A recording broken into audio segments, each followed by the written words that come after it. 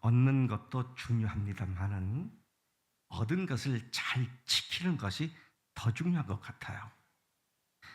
아무리 좋은 기회를 얻었다 하더라도 그 기회를 제대로 살리지 못하면 아무런 의미가 없습니다. 우리 김창호 목사님도 제가 알고 있기로는 축구를 대단히 좋아하시는 분이에요.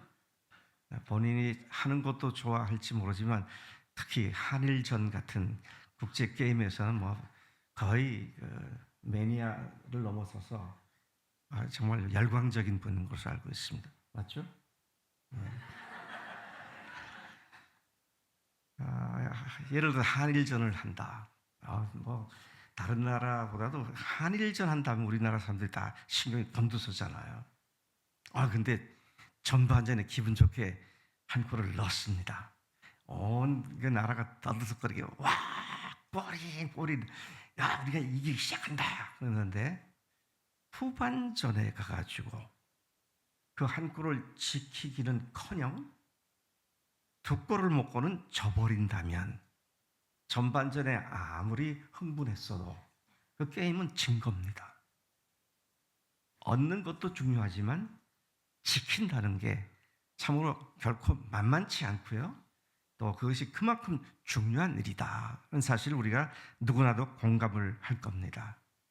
예를 들어 돈을 열심히 벌었다. 부자가 됐다. 이젠 됐다. 그래서 이제 흥청망청 쓰다 보면 돈을 지키지 못하고 머지않아 빈털터리가 될 수밖에 없겠죠. 그토록 얻고 싶어 했고 그토록 성취하고 싶어 했던 것들을 얻은 뒤에 건강을 잃어버린다면 그건 아무것도 아닙니다. 그러니까 모든 걸 다 성취해도 가장 중요하게 지켜야 할 것은 사람의 건강입니다. 오늘 하나님의 사람들인 그리스도인들이 자기가 주인 된지를 회개하고 십자가에서 우리를 위해서 대신 죽으신 그 예수님의 은혜에 너무 감격하여 그 십자가의 죽으심이 어떤 죽으심입니까? 그 한 번의 죽으심으로 단번에 모든 죄를 완전히 영원히 사해주신 하나님 자신의 피인 줄로 믿습니다. 이 하나님께서 단번에 모든 죄를 완전히 영원히 사해주신 십자가의 보혈로 우리 죄를 사해주셔 구원해 주신 이 놀라운 은혜를 받은 우리가 뭘 해야 한다? 우리 마음을 지켜야 합니다. 우리 마음에 성령이 들어오셔서 우리가 죄인 됐던 것, 내가 주인 된 죄가 얼마나 무슨 죄인지를 깨닫게 해주셨고, 근데 그 죄를 위해서 예수님께서 단번에 모든 죄를 완전히 영원히 사해 주신 이 사실을 알게 해주시고 또 믿게 해주시고 부활하심으로 말미암아 그분이 단순히 거룩한 성인이 아니라 하나님으로서 하나님의 피를 흘리셔서 우리들의 죄를 완전히 해결해 줬다는 사실을 부활로 증명해 준 사실을 너무도 기쁨으로 감사함으로 믿게 하신 그 은혜로 말미암아 내가 주인이 바뀌어서 이제는 내가 내 삶을 좌지우지하는 사람이 아니라 예수님이 나의 주인 되신 그런 은혜를 받은 우리인데 그 은혜를 마음에서 뺏기지 않도록 지키는 것이야말로 그리스도인에게 너무 중요한 일이다 하는 것이죠. 그럼 안타깝게도 수많은 주변의 여러 사건들과 사람들과 상황들을 보면 이 은혜를 뺏긴 사람들이 너무 많아요. 제가 좀 거창하게 하자면 복음이 처음 시작되고 전달된 곳이 예루살렘이었습니다. 예루살렘과 온 유다와 그래서 팔레스타인 지역, 오늘날 말하면 팔레스타인 지역이 복음의 본산지 아니었습니까? 근데 이 복음이 그다음엔 터키 쪽으로 옮겨져 가지고요. 터키에 사도 바울과 베드로와 요한과 사도들이 많이 가가지고 거기서 많은 교회를 세우고 그래서 신약 성경 서신서들의 대부분이 그 터키 지역에 있던 교인들을 격려하고 육성하기 위해서 쓰여졌던 성경이 신약 성경에 나온 서신서들이지 않습니까? 그런데 그곳에서 다시 또 바울이 로마로 그리스로 넘어갔고 거기에서 프랑스로 독일로 영국으로 전 유럽으로 복음이 전파돼서 그야말로 유럽 전체가 기독교 왕국처럼 돼버렸던 그 역사를 갖고 있죠. 그리고 그것이 또 미국으로 건너갔습니다. 미국의 아니 나라 자체가 기독교로 형성된 국가고 말이죠. 그리고 그것이 또 한국까지 왔습니다. 근데 그것이 역사입니다. 근데 오늘은 어떻게 되어 있습니까? 오늘 예루살렘이나 이스라엘 가보면 교회 십자가 그렇게 볼 수가 없어요. 그래도 감사한 건 하나님의 특별한 섭리로 메시아닉 주스라고 하는 유대인들이 예수를 믿기 시작해서 유대인들 중에서 예수 믿는 사람들이 생겨나기 시작하는, 그러나 이스라엘 전체를 보면 극히 작은 숫자에 불과하죠. 터키를 가보면은요, 제가 터키를 한 열흘 정도 여행을 했는데 십자가는 눈 씻고도 찾아볼 수 있게 되었습니다. 너무 마음이 아픈 것은 바울의 고향 다소에 갔을 때 교회가 딱 하나가 있더라고요. 근데 거길 갔어요. 그게 뭐냐면 바울 기념교회입니다. 조그만 교회, 우리 생명교회의 한 절반 정도나 될까? 유리창 다 깨지고 마당에는 잡초가 우성나고 건물만 했지 믿는 사람들이 없는 거예요. 뭐 에베소, 우리가 지금 성경에서 보는 에베소, 빌립보 뭔 데를 다 가봐도 전혀 교회가 없습니다. 유럽은 어떻습니까? 오늘 유럽의 기독교인이 2%가 되지 않는다 그래요. 그것도 출석하는 교회들은 거의 없습니다. 저 유럽 가보면은 큰 도시마다 거대한 성당들, 두오모라고 하는 성당들이 많이 있습니다. 그런데 사람들이 거기 가니까 꽉 차 있더라고요. 누가? 관광객들이. 예배하는 사람들은 거의 없어요. 자, 그렇게 돼버리고 말았습니다. 미국도 마찬가지로 지금 많은 사람들이 교회를 떠나버렸고 계속 떠나고 있고, 한국은 어떻습니까? 한때는 1,500만, 1,200만, 1,몇백만 그러던 교회가 팬데믹 이후 오늘날 아직도 정확한 통계도 나오지 않았습니다. 아마 많으면 600만을 하더라도 정말로 자기가 주인을 바꾸어서 내가 내 인생의 주인이 아니라 예수님이 주님이십니다라고 고백하고 정말로 하늘나라의 백성으로 거듭난 그리스도인들이, 글쎄요, 제가 좀 점수를 주는데 인색하거든요. 신학생들이 저 때문에 점수 잘 안 준다고 원성이 많았습니다. 제 기억으로는 김창호 목사님 A+ 준 것 같아요.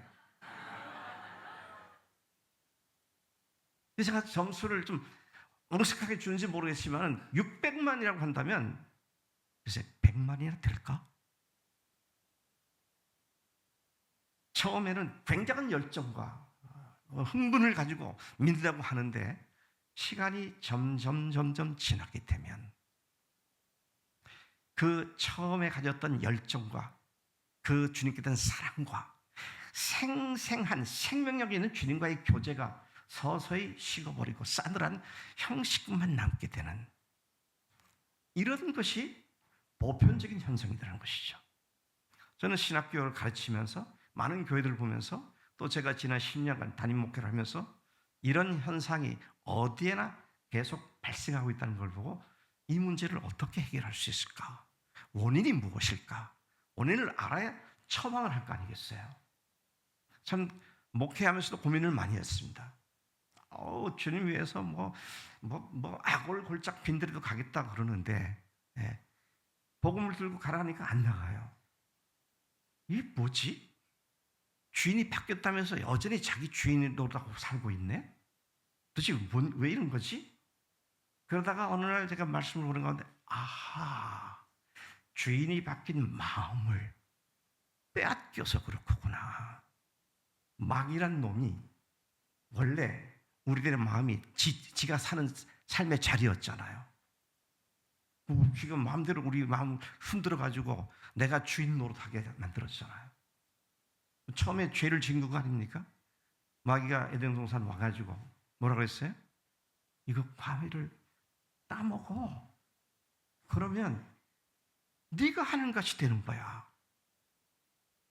네가 하는 것이 되어서 선악을 분별할 수 있게 되는 거야. 그렇잖아요. 과일이 맛있게 보여서도 문제겠지만 더 중요한 건 뭐예요? 응? 내가 하나님같이 된다고? 그래. 내가 하나님같이 돼서 내 마음대로 살면 그거 좋겠다. 그래서 하나님 말씀을 무시하고 선악과를 따먹은 결과로 사람들은 모두 다 자기가 주인 되잖아요. 여러분 사람들이 물어보세요. 당신 누구를 위해 사느냐? 그러면 모든 사람들이 똑같은 대답을 할 겁니다. 뭐라고 대답하겠어요? 너를 위해 살지 누구를 사냐고. 나를 위해 사니까 어떻습니까? 내 생각대로 사는 겁니다. 내 기분대로 사는 거예요. 내 계획대로 사는 거고요. 내 마음대로 사는 겁니다.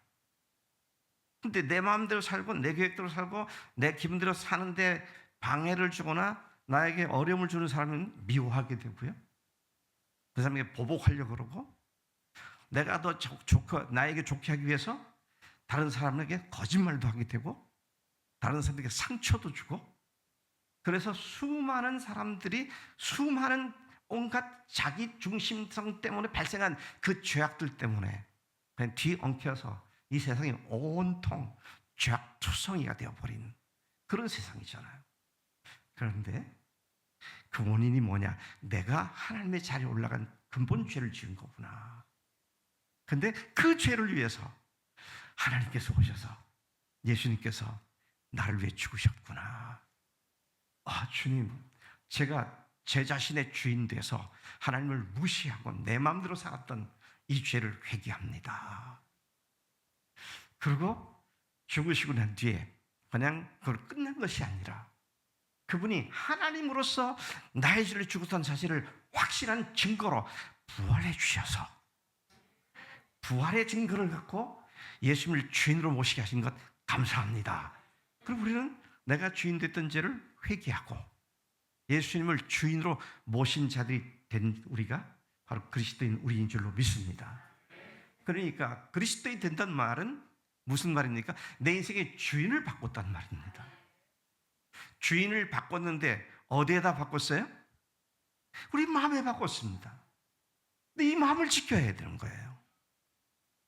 네? 이 마음을 지켜야 되는 거예요.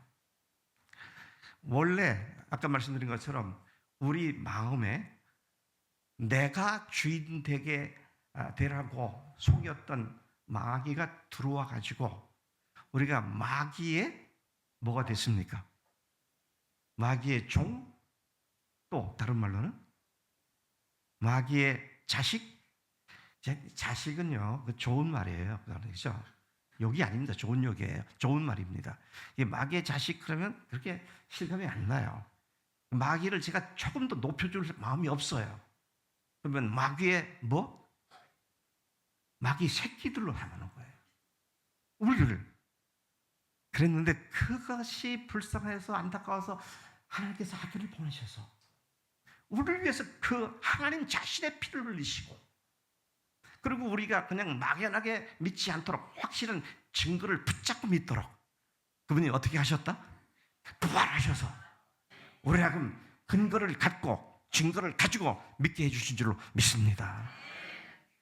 그런 우리가 정말로 최선을 다해서 준비하고 또 해야 할 일은 그 마음을 지키는 거라는 것이죠.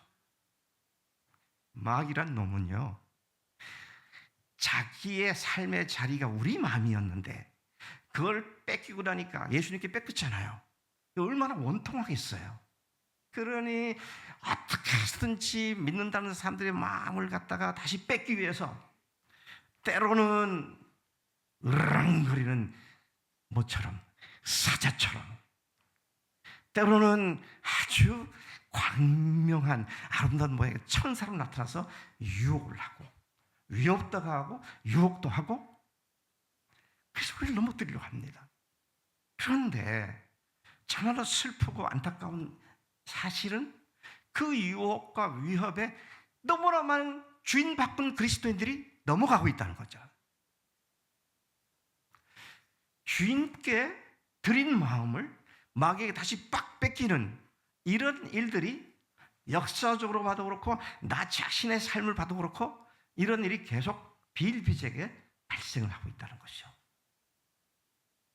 그러니 시간이 갈수록 어떤 사람은 믿음이 더 좋아지고 더 흥분하고 더 즐겁고, 그런 반면에 어떤 사람은 점점 가라앉아가지고 찬송 불러도 별로 감흥도 없고, 말씀을 들어도 맨날 그 얘기가 같고, 우리 김창호 목사님은 맨날 선교만 얘기하고 그렇게 돼버리잖아요. 너무 귀한 건데.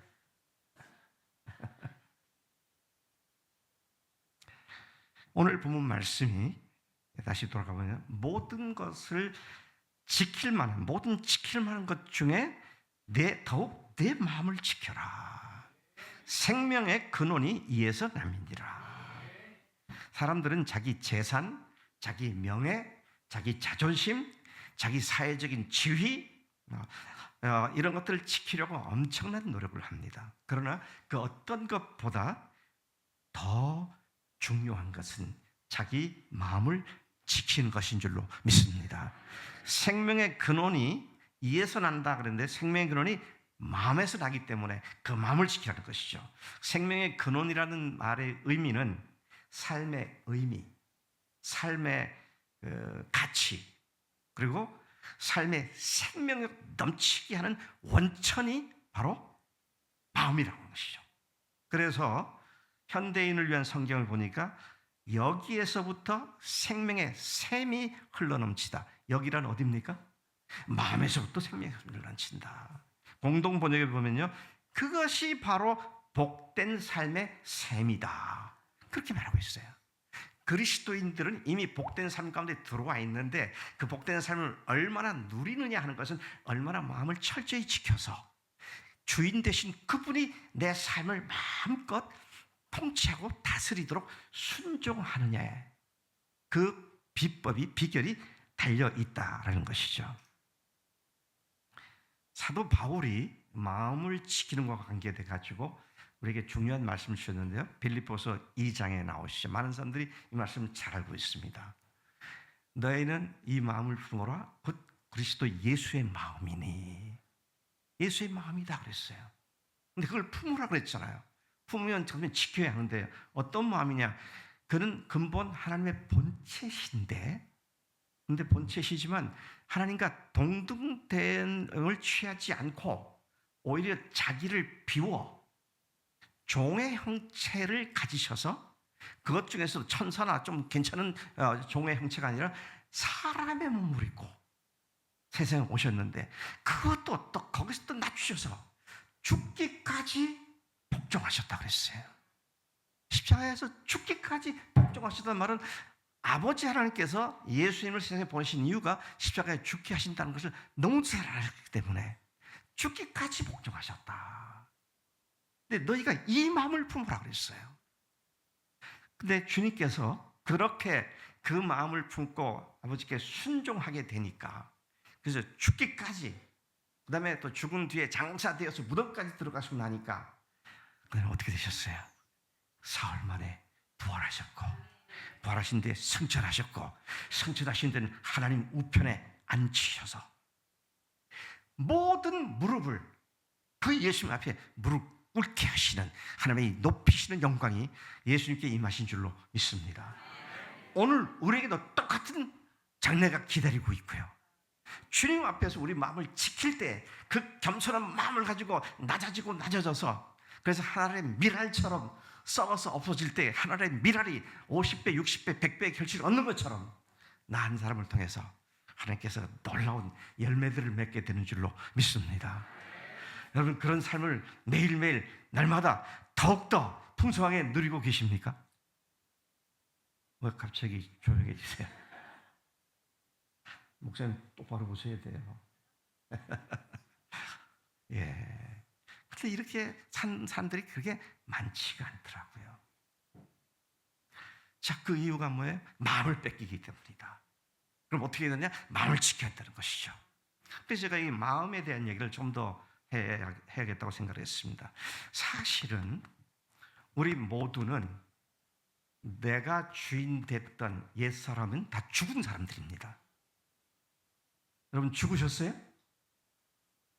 죽었던 말은 나의 정과 욕심, 내가 마음대로 살았던 과거에 내가 주님 앞에서 죽은 자다 그런 말이에요.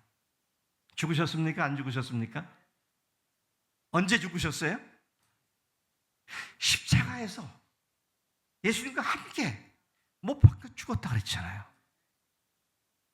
그리스도인들은 그 정과 욕을 십자가에 못 박았다 그랬습니다. 내가 그리스도와 함께 십자가에 못 박힌다니 그런즉 이제는 내가 산 것이 아니라 오직 내 안에 그리스도께서 사신 것이다.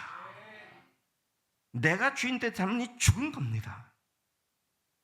죽은 사람은요 반응을 못해요. 제가 저 세종시 도시계획 속에 아니고 옆에 떨어진 농촌에 살고 있거든요. 이사 갈 때는 몰랐어요. 가보니까 주변에 온통 묘가 굉장히 많더라고요. 숲이 가려져서 몰랐는데 나중에는 그래요. 그래서 제가 좀 속이 상해갖고 우리 집에서 제일 가까운 묘에 가서 여보 당신 왜 여기 누워 있어? 네? 빨리 일어나 가라고. 그럼 그 사람이 벌떡 일어나서 아이고 죄송합니다 하고 갑니까? 그럼 어떻게 반응해요? 잠잠합니다. 아무 반응도 하지 않아요.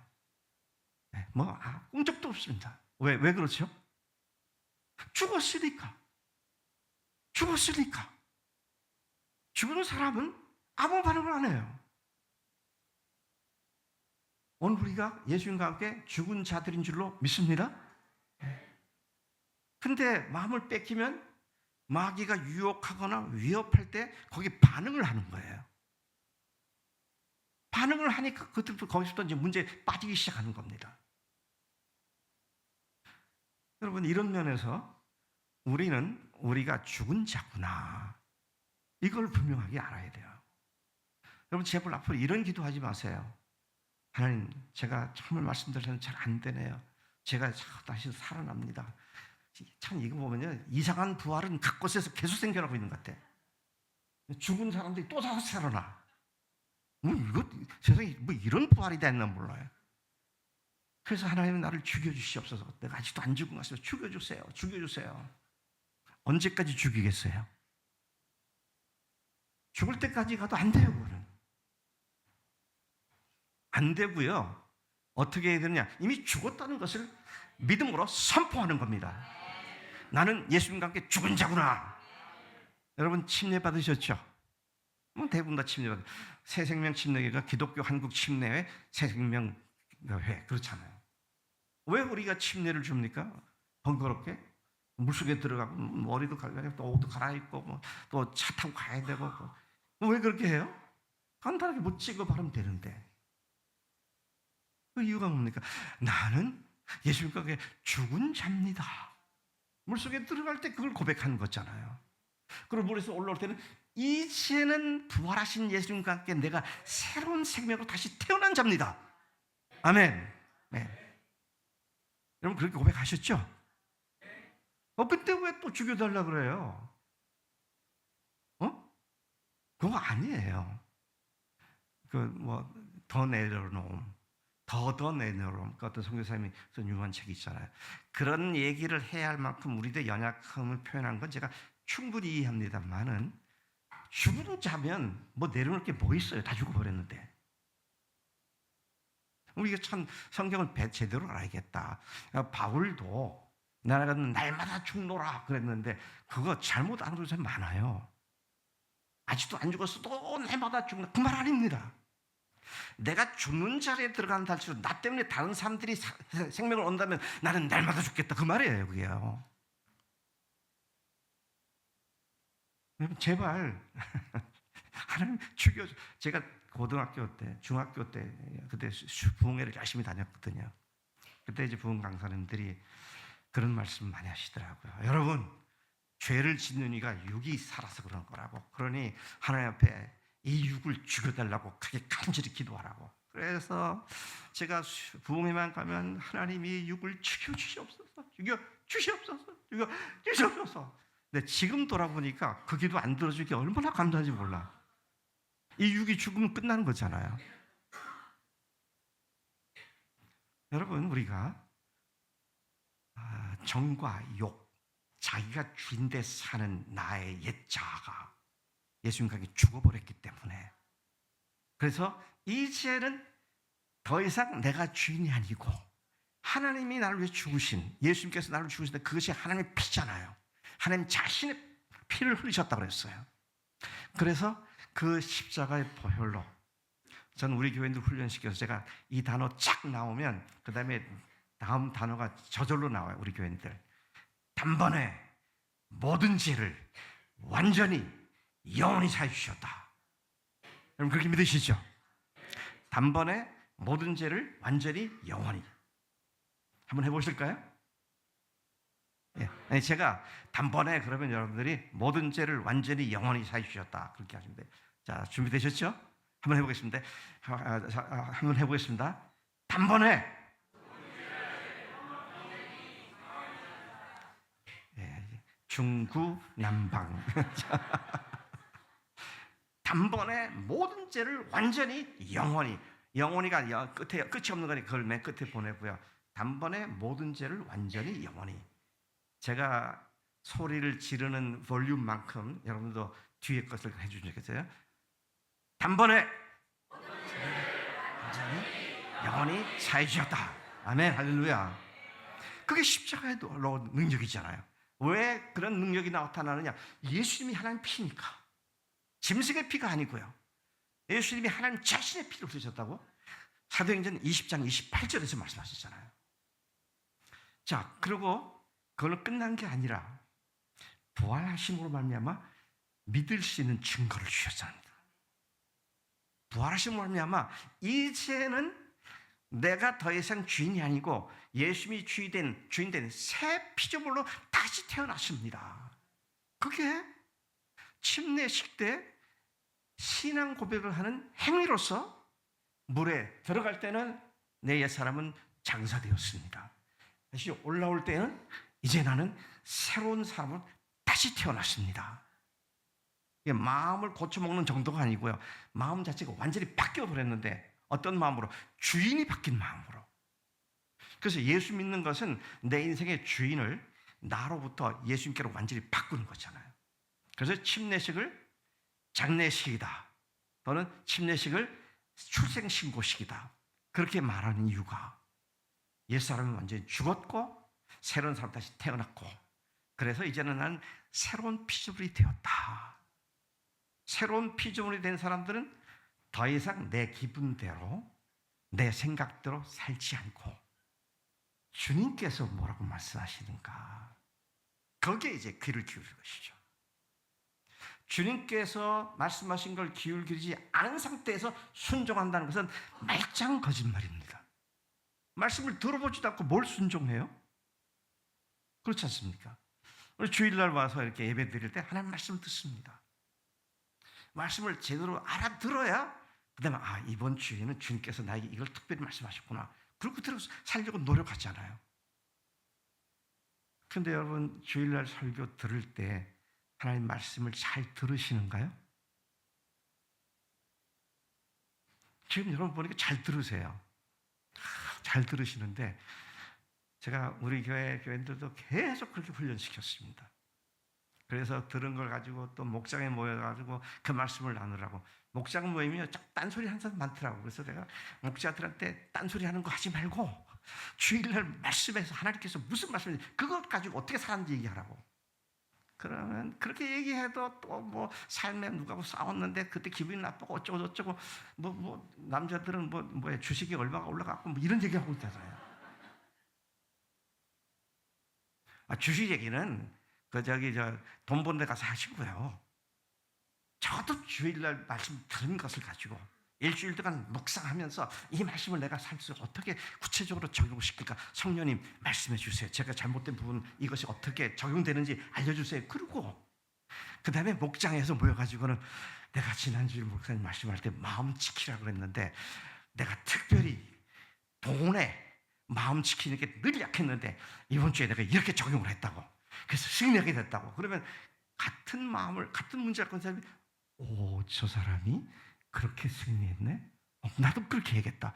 서로 격려가 되고 도전이 되고 위로가 돼서 함께 세워져 가게 되는 거거든요. 그래서 여러분이 목장 생활하는 거, 셀에서 같이 나누는 거 너무 중요한 거예요. 자, 주인 바꾼 사람은 항상 주의 말씀에 귀를 기울여야 되는데 주의 귀를 기울일 수 있는 아주 정규적인 규칙적인 시간들이 주일 설교잖아요.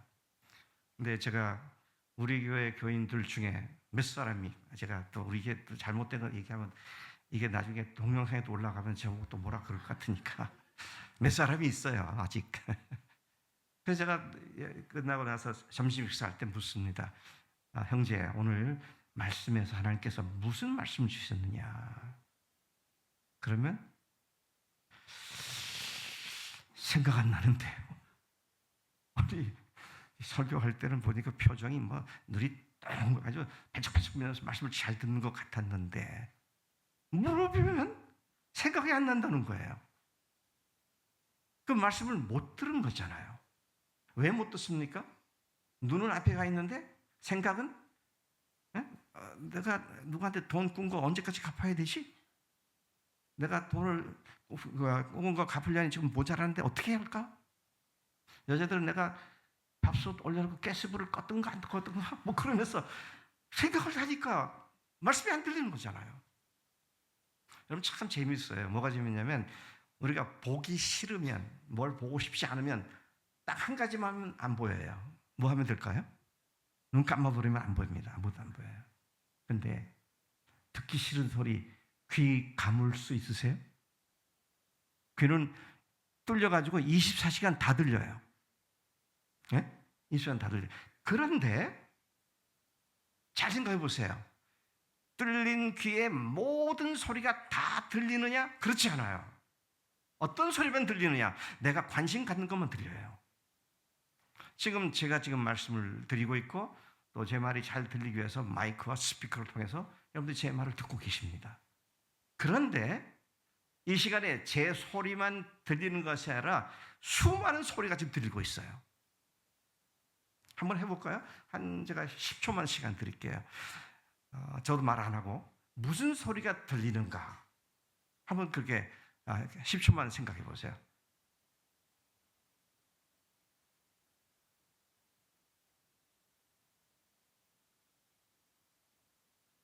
꽤 시끄러운 소리 들리죠?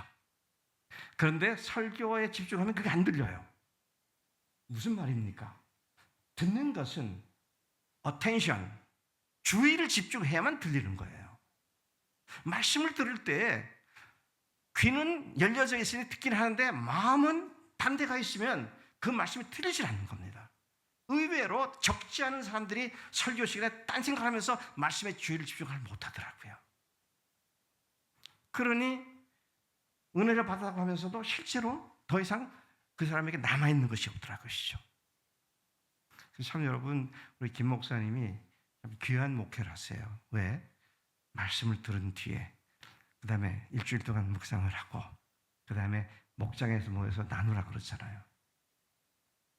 그거 괜히 하는 거 아닙니다. 이게 살 길이기 때문입니다. 성령의 말씀을 듣고 뭐 들어야 순종하고 말고도 있는 거죠. 듣고 난 뒤에 그 다음에 그것을 순종을 어떻게 했느냐.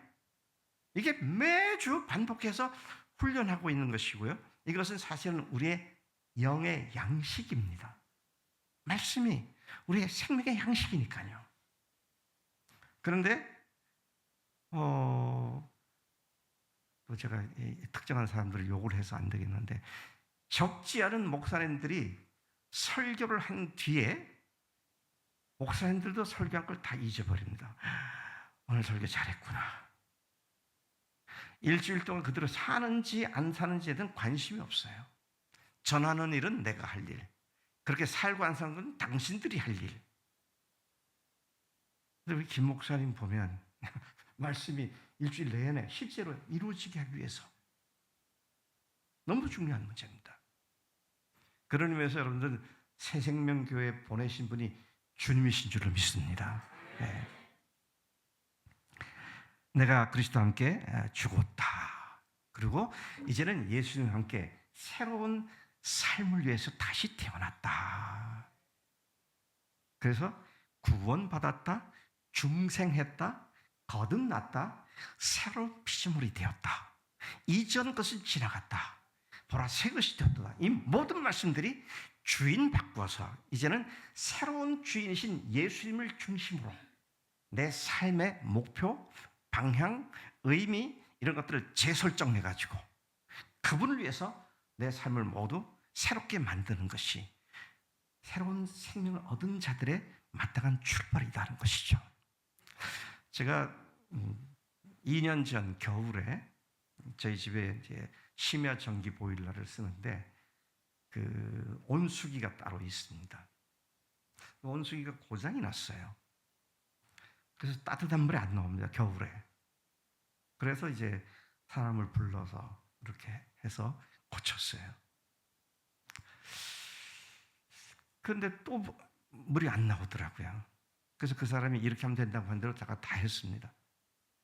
그래서 재설정을 하는데 재설정 그 버튼을 눌러야 그게 제대로 작동하더라고요. 근데 재설정 그건 누르지 않고 그냥 했더니 저는 하라고 했으니까 다 된 줄 알고 그날 밤에 저는 아침에 역시 물이 안 나와요. 왜? 무엇 때문에 안 됐을까? 다시 온수기에 가가지고 다 보니까 아차, 재설정 버튼을 안 눌렀구나. 그리고 재설정 버튼을 누르고 다시 다 셋업해서 하니까 제대로 되더라고요. 제가 무슨 말씀을 드리냐면요, 예수님을 믿고 주인 바꿨다는 건 어마어마한 변화잖아요. 그럼 주인 바꿔놓고는 주인 바꾼 삶으로 설정을 다시 해야 돼요. 내가 왜 살아야 하는지, 무엇을 왜 살아야 하는지 이것부터가 바뀌어야 되거든요. 또 그렇게 살려면 어떻게 해야 그런 삶을 사는지 이게 모두가 다 재설정이 돼야 되는 거거든요. 교회가 존재하는 이유가 그것을 가르쳐주고 그렇게 살도록 하기 위해서 교회가 교인들을 위해서 하는 일이 그건데 예수님을 믿고 구원받았으니까 됐다. 아, 이제 구원받았구나. 천국 백성이 됐구나. 지금 가면 천국 갈 수 있구나. 그런데 삶의 목적, 방법 이런 거는 재설정하지 않고 그렇게 살아가면 그거는 패배를 당연하게 전제로 한 것일 수밖에 없다는 것이죠. 주인을 바꿨으면 그 주인이 마음껏 내 삶을 주관하시더라고요. 그래서 여러분, 제가 오늘 오후에 임직 예배 때 설교할 내용인데요. 주인을 바꾼 사람들은 어떻게 삽니까? 이제 구원 받았으니까 됐다. 아, 이제는 끝이다. 나는 구원 받았으니 됐어.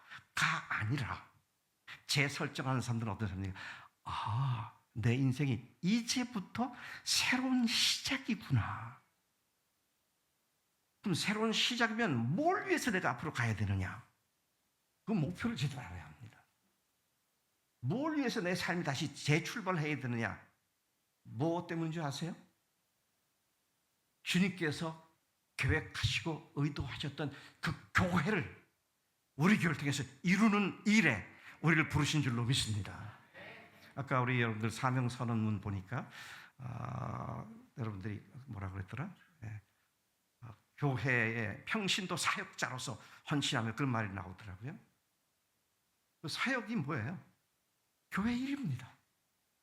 교회가 아름답게 세워지기 위해서 내가 이제 시작점을 통과하실 뿐이다.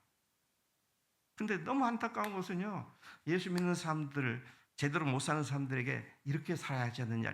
제가 그렇게 못 살아도 그래도 제가 기본적으로 믿는 신앙은 분명히 있습니다. 그게 뭐냐 했더니 지금 죽어도 천국 갈 확신이 있습니다. 아이고, 그래서 제가 천국 갈 확신이 있다는 말이 저주스럽게 들리더라고요. 이제 출발한 것뿐인데 천국 가는 게 유일한 목적이라고 하면 주님께서 그걸 위해서 부르신 건 아니죠. 우리 똑바로 믿어야 돼요. 확증해 주셨고 천국 보장해 주셨습니다. 그런데 그러니 너희들 염려하지 말고 이제는 내가 창세전부터 계획했던 그 교회를 해서 내가 너희를 위해 세상에 죽었고 부활했고 성령까지 보내주신 그 교회를 이루기 위해서 네 속에서 교회를 섬기면서 그 건강한 교회를 이루도록 헌신해라. 그런 말씀이에요. 아멘? 우리 새생명교회가 그런 교회로 성장하게 될 때에 여기에 주님이 계신 것을 안 믿는 세상 사람들 와서 보고 와, 여기 예수가 계시네? 이런 교회라면 나도 믿어야지. 그러고 나오는 교회가 되기를 축복합니다. 근데 그것의 기본이고요. 저 출발점이기도 한 것이 뭐냐? 나는 내가 주인 됐던 삶은 끝이 나버렸고 죽어버렸고 이제는 예수님이 나의 주인 되셔서 내 삶을 이끄시고 인도하시는 그 주인이시기 때문에 그분의 말씀에 귀를 기울이고 그분이 말씀하시면 이런 핑계 저런 핑계 되지 않고 예 주님 알겠습니다 순종합니다 그리고 달려가는 것이 여러분들의 삶이 되어야 할 줄로 믿습니다. 저는 우리 교회에서 만 10년 이제 담임 목회하면서 설교를 계속 해왔습니다. 제가 신학교 다닐 때 저에게 가르쳤던 교수님이 목사는 설교를 1년치 주제를 준비해야 된다. 그래서 금년에는 어떤 주제로 가는데 또 첫 세 달은 두 번째 세 달은 세 번째 세 달은 그리고 첫 번째 세 달 중에서 첫째 달은 무슨 주제로 그래서 1년치를 미리 준비해야 된다. 저는 또 좋은 학생이었으니까 그렇게 해야 하는가 보다 하고 열심히 준비를 하다가 어느 날 새롭게 하나님께서 말씀해 주시더라고요. 너 설교 때문에 너무 고생하지 마. 고생하지 말고 내가 하라는 말만 하면 돼. 그게 너무 크게 다가와서요. 주님, 제가 이제부터는 설교 주제를 뭘 잡을까 생각하지 않겠습니다. 주님, 알려주신 대로는 하겠습니다. 그리고 10년을 달려왔어요. 너무 신기한 거는요. 지난주 설교가 이번 주 설교가 전혀 동떨어진 설교가 아니고 우리 교인들이 그래요. 목사님 이 주제를 지금 5번째 하고 계시는데요. 그렇게 계획을 참 잘하셨네요. 아니 나는 내가 5번 같은 주제를 연속해서 한 줄 몰랐다. 너무 그러니까 우리 공동체에 필요한 말씀을 주실 것을 믿고 맡기니까 주님이 한 주제를 여러 주간 하기도 하시고요. 또 교회에서 새로운 일을 하시면 다른 주제로 옮겨가기도 하시고. 근데 저는 설교를 준비하면서 너무너무 놀라요. 내가 전혀 생각지도 않았던 주제를 말씀하시네.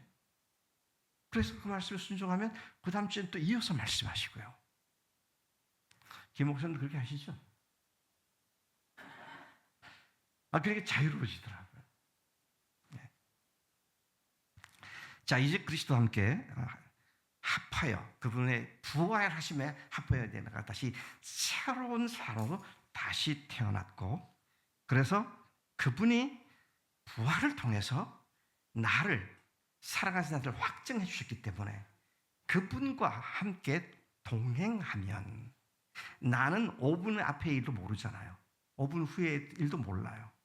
근데 그분은 5년 후나 50년을 다 알고 계시잖아요. 그분께 의지하고 순종하고 가면 그분이 알아서 다 인도하시는 것이죠. 네. 부활이 너무도 우리들의 삶에 결정적으로 중요한데 첫째는 예수님이 하나님이시라는 사실을 확실하게 증명해주는 역할을 부활해야 하기 때문이고요. 우리가 믿는 예수는요, 위대한 성자 아닙니다. 저는 어렸을 때부터 배웠던 것이 4대 성인. 여러분들 배우셨죠? 예수, 작가모니, 그 다음에 누구예요? 소크라테스, 또 하나 누구죠? 맹자, 공자인지 맹자인지, 공맹자. 근데 제가 나중에 알게 된 거는 누가 4대 성인이라고 예수님을 넣는지 너무너무 화가 나더라고요. 예수님은 4대 성인 중에 한 사람 아닙니다. 뭐예요? 그분은 하나님이십니다. 감히 하나님을 인간의 대열에 같이 놓고 얘기하는 그거 아니잖아요. 근데 그분이 하나님이라는 사실을 확실하게 증명해 주는 것이 부활이라는 거잖아요. 어떻게 부활이 예수님이 하나님인 것을 증명해 줍니까? 여러 가지 이유가 있습니다. 예를 들면 구약 성경 창세기부터 말라기까지 그 기록된 것이 한 1400년 정도 되거든요.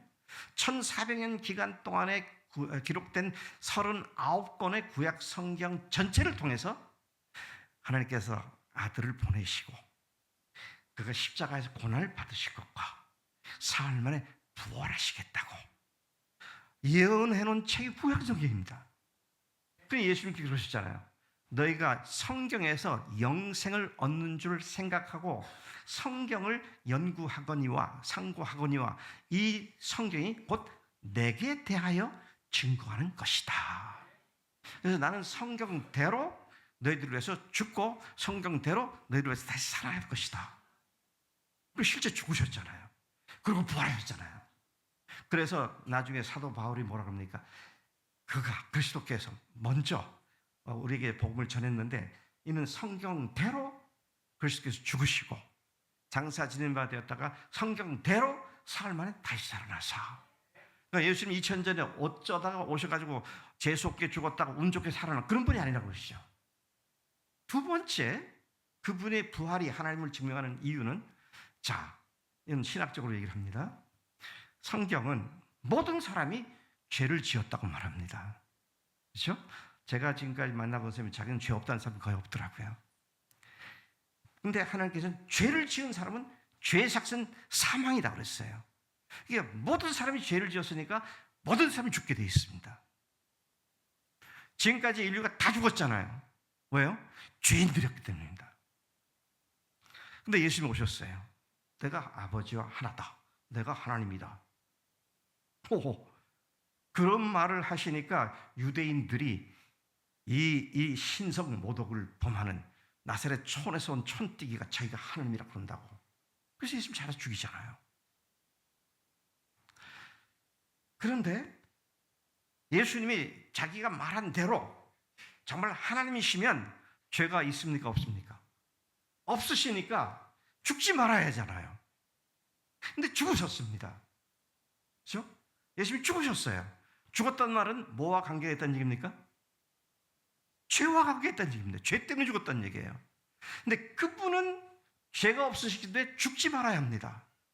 그분이 죄를 죽은 건 우리 죄 때문에 죽으셨고 그분이 부활하신 사실은 그분이 죄가 없음을 증명한 사건이 되었다는 것이죠. 이게 로마서 1장 4절이 말하고 있는 겁니다. 성결의 영으로는 죽은 자 가운데 다시 살아나서 능력으로 하나님의 아들로 인정되셨다, 증명되셨다 그랬어요. 또 뿐만 아니라 그냥 삶이 완전히 하나님 앞에 개차반 같은 누구? 바울, 사울. 예수 믿는 사람 잡아 죽이러 그냥 외국성까지 가가지고 사람들 갖다 믿는 사람 잡아 죽이러 갔던 그가 딱 한 가지 때문에 완전히 다른 사람이 변했잖아요. 그가 핍박했던 그가 핍박받는 자로 변하게 만든 딱 한 가지 이유, 그게 뭐였습니까? 부활하신 예수를 만났기 때문이었습니다. 그래서 부활은 우리가 그건 누가 뭐래도요 구원을 확증할 수 있는 하나님께 주신, 친히 하나님께 주신 하나님의 증거인 줄로 믿습니다. 이 증거를 말씀과 부활에 두지 않으면요 지금 구원받았다고 아무리 확신하더라도 어떻습니까? 어려움이 오거나 기도응답이 안 되거나 뭐가 내가 소원했던 것이 안 되면 그런 사람들이 이제 하나님께 회의에 찬 마음으로 하나님께 질문을 합니다. 그때 하는 질문이 뭐예요? 하나님, 당신 살아계십니까? 하나님, 당신 살아계십니까? 어찌 내 기도를 응답하지 않습니까? 그런데요, 하나님, 당신 정말 살아계십니까? 하나님이 정말 계십니까? 라는 질문을 많은 사람들한테, 그런 질문이 누구로부터 나오는 질문, 어떤 사람부터 나온 질문인가요?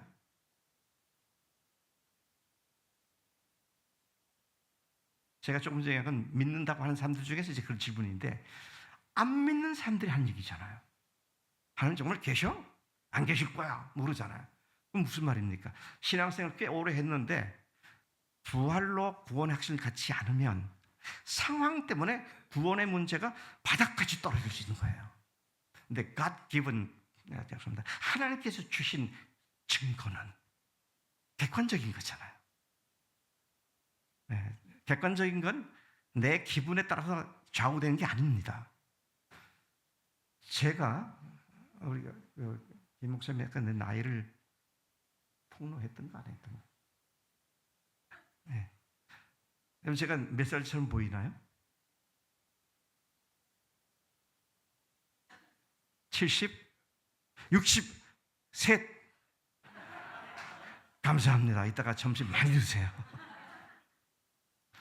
네. 63세로 말한다고 제가 63살 되는 거 아니잖아요. 제가 74살입니다. 네. 에이, 그렇게 안 보이는데요? 그렇게 보이든 안 보이든 그게 팩트입니다. 그게 사실이에요. 우리의 구원을 확증해 주는 것은 내 기분, 내 생각이 아니고요. 하나님께서 주신 객관적인 증거, 곧 뭐다? 부활이 확실한 증거잖아요.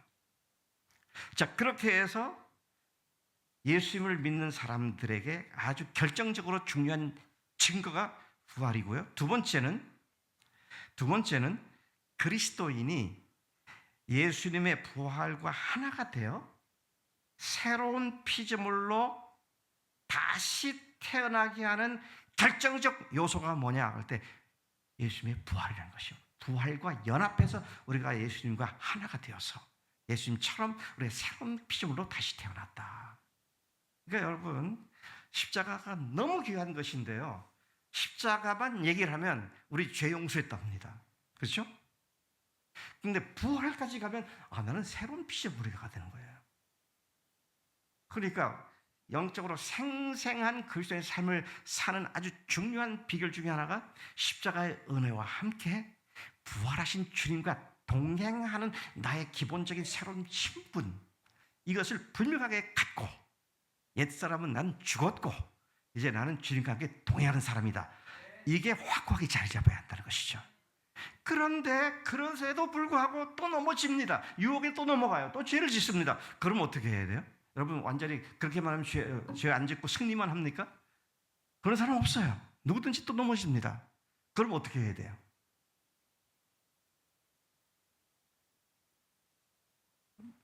어떻게 하면 되나요? 이제 회복을 받아야 되는데 거기서 벗어나야 되는데 어떻게 하면 벗어날 수 있나요? 회개하면 되는 거예요. 회개하면 되는 거예요.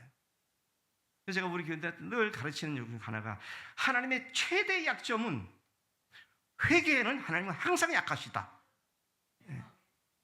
이스라엘을 갖다가 그냥 싸그리 그냥 완전 멸망시키겠다고 외국 분들을 갖고 완전히 박살내겠다고 그러심에도 불구하고 너희들이 회개만 한다면 내가 돌이킬 것이다. 그러시잖아요.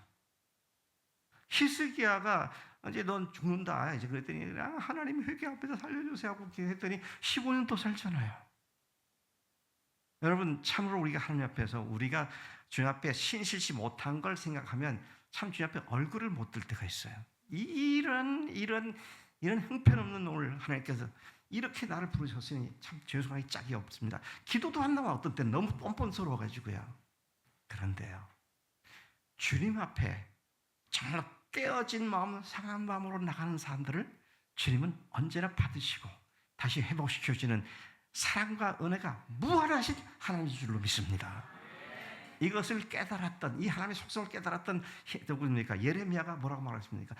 여호와의 자비와 긍휼이 무궁하심으로 우리가 진멸지 아니합니다. 이것이 아침마다 새로우니 주의 성실이 진실로 크십니다. 근데 여러분 회개할 때 한 가지 조심할 거는요.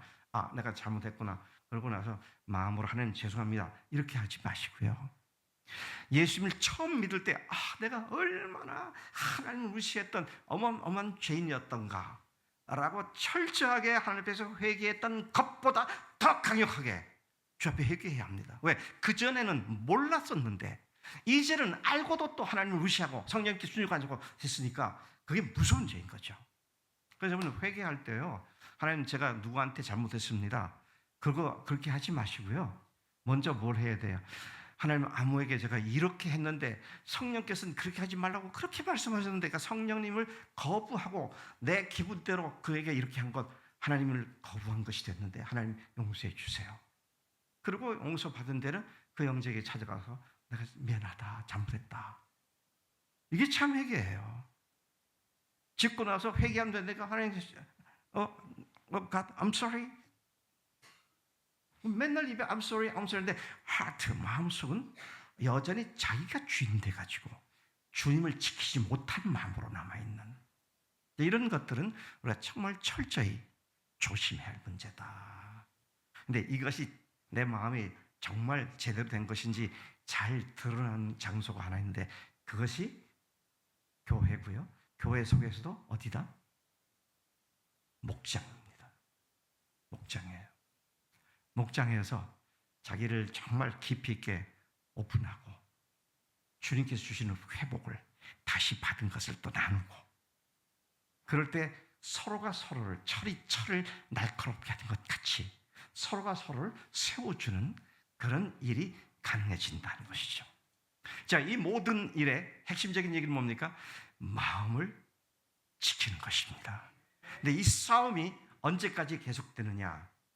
어떤 싸움을 치열하게 하고 여러 번 이기고 나면 그 다음에는 정점에 딱 도달한 데는 그대로 이게 쭉 유지되는 아닙니다. 정점에 간다는 또 떨어져요. 또 떨어집니다. 올라가고 또 떨어져요. 이 싸움은 평생 계속되는 겁니다. 우리가 육신으로 있는 한 계속되어진 거예요. 그렇기 때문에 내가 교회에서 이렇게 돼봤고 저렇게 돼봤고 내가 이렇게 열심히 내봤는데 이젠 지친다 지쳐. 이젠 못하겠다. 아이고 내년에는 금년 열에 가서 목사님한테 분명히 해서 내가 목사 안 하겠다고 얘기해야겠다. 그러면은 뭐예요? 마음을 지키지 못하는 거예요. 주님이 주신 일을 주님을 의지하고 하면 우리는 반드시 믿음이 성장하게 돼 있어요. 이번에 우리 교회가 새 목사님을 모시기 위해서 그 교회 사택을 준비를 하라고 헌금을 했어요. 근데 정비위원회에서 3억 2천짜리 아파트를 사겠다. 그렇게 해서 제가 그 일을 맡은 형제한테 그랬어요. 형제야, 이걸 하되 모자랄 것을 예상해서 빚을 내려고 하지 마라. 빚 없이 해결하게 해달라고 주님께 기도해라. 그랬더니 대답이 신통치가 않더라고. 근데 얼마 전에 다 끝나고 난 뒤에 교인들 앞에서 보고를 하는데 제가 이 자리에서 회개합니다. 목사님은 빚 없이 하라 그랬는데 저는 그때 턱도 없는 얘기다. 그래서 적어도 한 5, 6천만 원 빚을 대출을 받아야 한다고 생각했는데 빚이 하나도 없이 다 해결됐습니다. 믿음으로 사는 사람은 안 될 것 같은데 와, 주님께서 이렇게 또 하셨구나. 교회 일을 맡은 사람들은요, 그 일을 통해서 자신의 믿음이 또 다른 차원으로 성장하는 축복의 기회를 가진 줄로 믿습니다. 이것을 위해서는 우리가 평생 이제는 싸움은 끝났다, 나는 완전히 개선 장군이 됐다가 아니라 평생 일생을 싸우는 싸움이기 때문에 긴장을 늦추지 않고 늘 내 마음을 지키는 일에 관심을 가져야 마땅한 줄로 믿습니다. 그래서 사도 바울이 에베소서에서 뭐라고 얘기했습니까? 성령의 충만함을 받아라 그랬어요. 그럼 성령의 충만을 한번 받으면 끝납니까? 성령 충만을 받았는데 또 받아야 되잖아요. 이건 계속되는 행위가 돼야 합니다. 그리스도인의, 그래서 오늘 제 설교의 제목이 마음을 지키는 일생의 싸움이라고.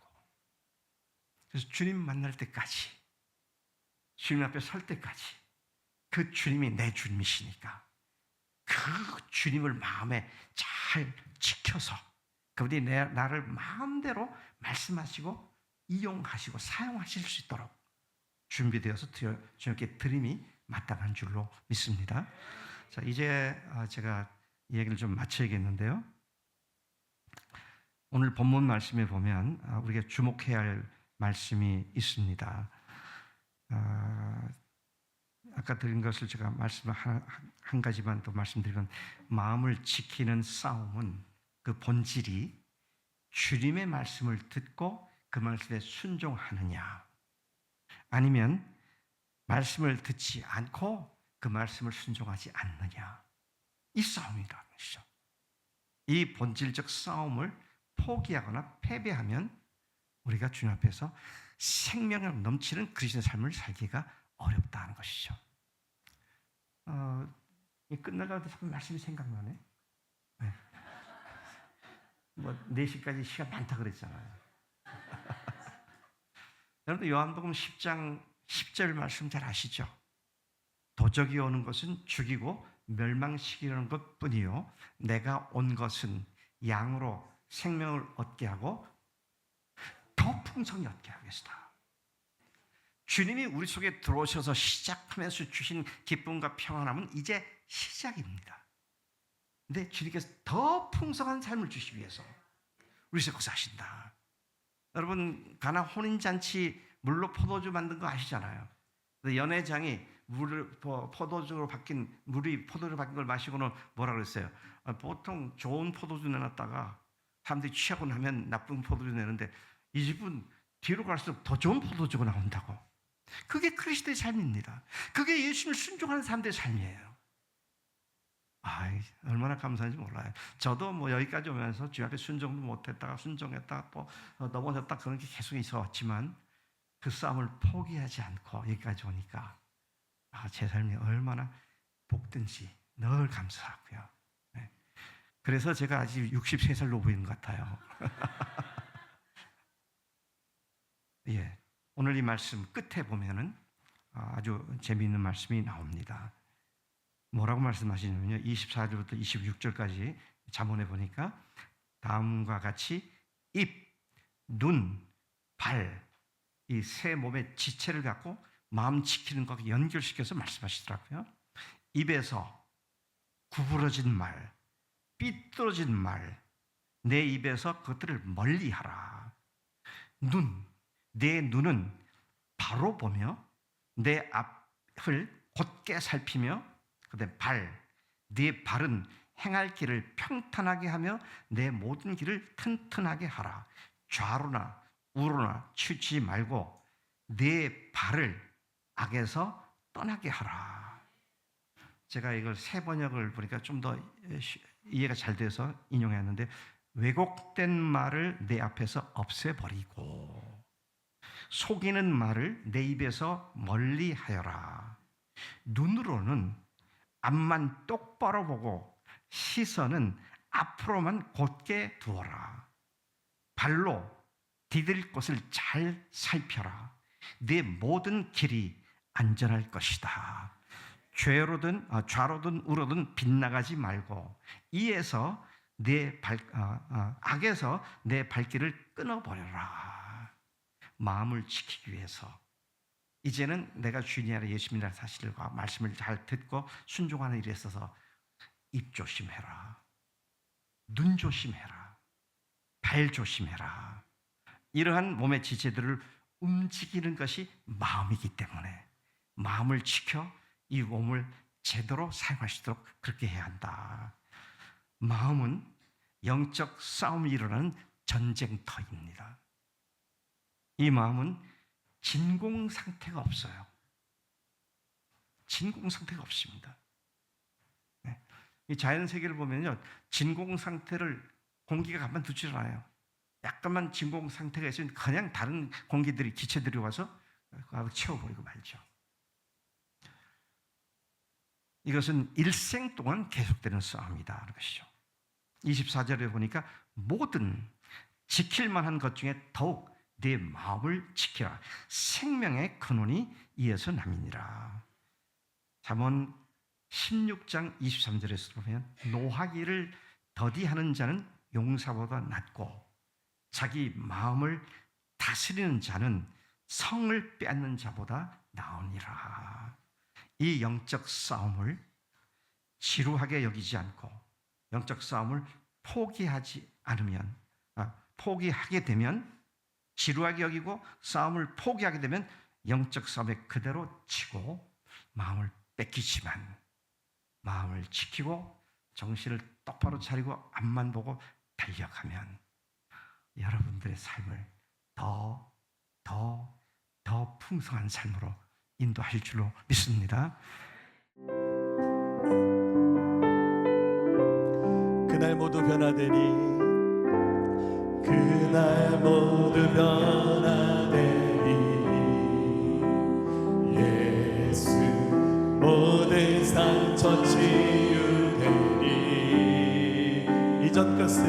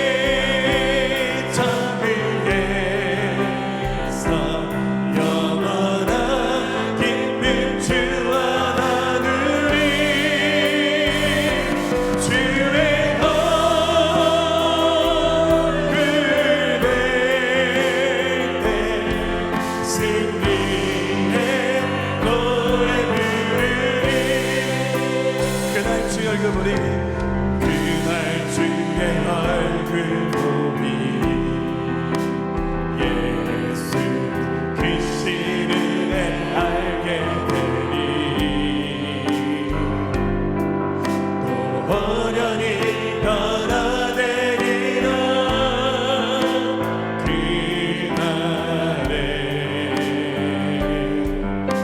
그날에 자유케 되리라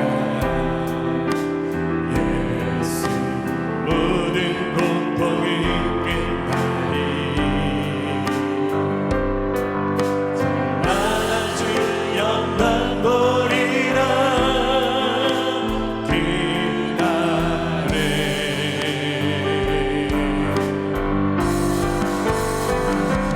그날에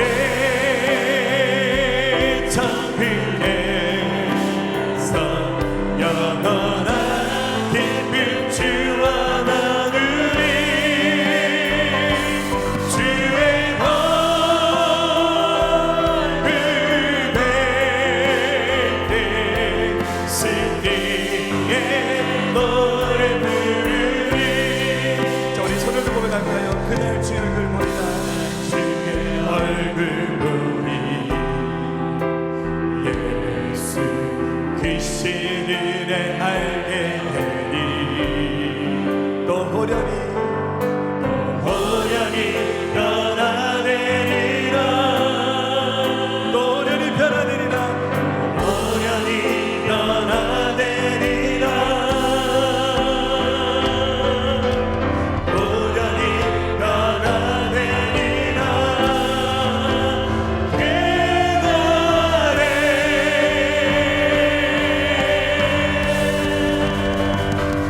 그날에 천국에서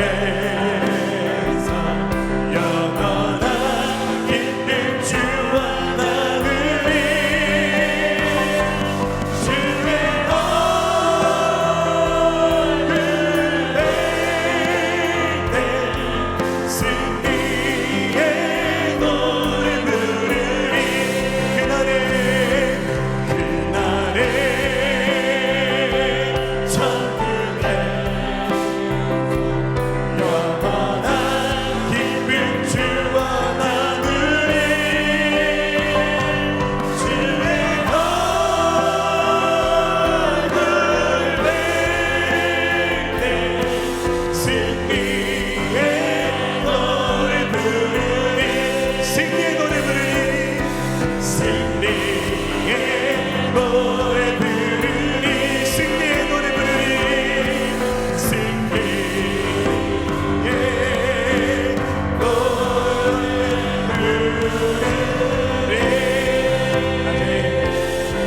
지금은 우리 주 예수 그리스도의 그 놀라우신 십자가의 보혈의 은혜와 독생자를 아끼지 아니하시고 세상에 보내주신 아버지 하나님의 극진하신 사랑하심과 예수님을 죽은 자 가운데서 다시 살리신 성령 하나님의 함께하심이 오늘 말씀을 듣고 마음을 지키기로 굳게 주 앞에 다시 마음을 다잡고 헌신하는 사랑하는 모든 믿음의 식구들 위해 새생명 교회 위에 지금부터 영원토록 함께하시기를 간절히 축원하옵나이다. 아멘.